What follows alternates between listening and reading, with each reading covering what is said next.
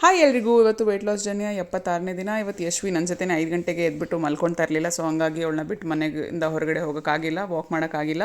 ಮತ್ತು ಆಮ್ಲ ಮೊರಿಂಗ ವಾಟ್ರ್ ಕುಡಿದು ಅವರಿಗೆ ಶಾವಿಗೆ ಮಾಡಿದ್ದೆ. ನಾನು ಚಿಯಾ ಸೀಡ್ಸ್ ಓಟ್ಸ್ ಮಾಡ್ಕೊಂಡು ತಿಂದೆ.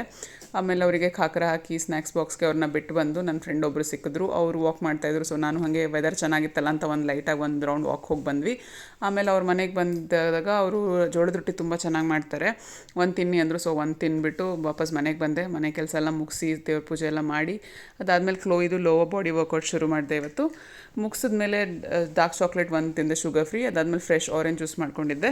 ಮತ್ತು ಊಟಕ್ಕೆ ಇವತ್ತು ರಾಗಿ ಮುದ್ದೆ, ಮೊಳಕೆ ಕಾಳು ಸಾರು ಮತ್ತು ಸೋಯಾ ಚಂಕ್ಸ್ದು ಹಂಗೆ ತವಾ ಮೇಲೆ ಉಪ್ಪು ಖಾರ ಹಾಕಿ ಫ್ರೈ ಮಾಡಿದ್ದೆ, ಅದು ತಿಂದ್ವಿ. ಸಂಜೆಗೆ ಪ್ರೋಟೀನ್ ಶೇಕ್ ಮಾಡ್ಕೊಂಡು ಕುಡಿದೆ ಮತ್ತು ಖಾಖರ ಚಾಟ್ 1 ಅವರ್ ಆದಮೇಲೆ ಖಾಖರ ಚಾಟ್ ಮಾಡ್ಕೊಂಡು ತಿಂದ್ವಿ.